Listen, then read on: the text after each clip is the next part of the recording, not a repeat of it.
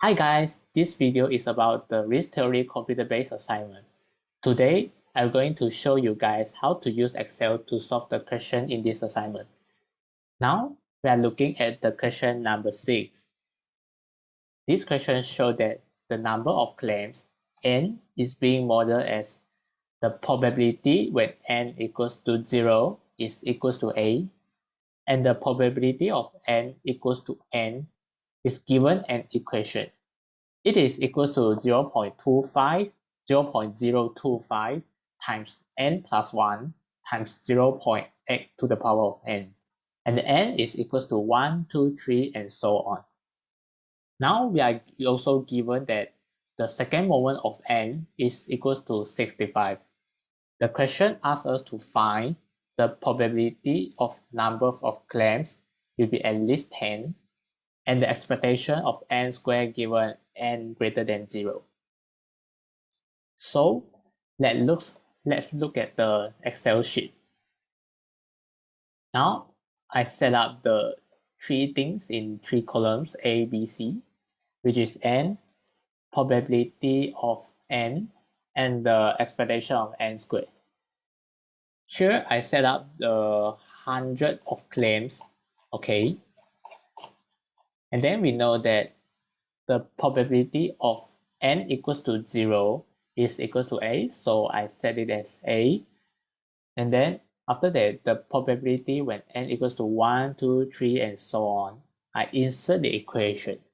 So you can see that this formula is the equation given by the question.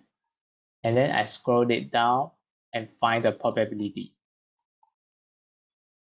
After that, I also find the expectation of n squared. We know that the formula of expectation of n squared is n squared times the probability. So I also insert the formula and scroll it down and find each claims of the expectation. Sorry, it's the second moment. After that, when we get each claims of the second moment, we know that the question is giving us the expectation of n squared is equals to 65. So we just sum up all the second moment of n. We find that it is equals to 64.999976, which is almost the same with the question given. So we know that here we got 100 of claims and the probability. So it is easier for us to find the probability when this is equals to 0. So we know that the total probability is equals to 1. So how to find the A?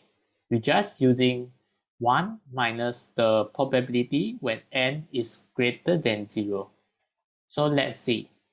The probability when n greater than 0 is equal to 0.6. Okay, we also insert the formula which is sum up the whole probability. Okay, so the A, you can find that it is 0.4. So now let us find the probability when n is greater or equals to 0. It is very simple.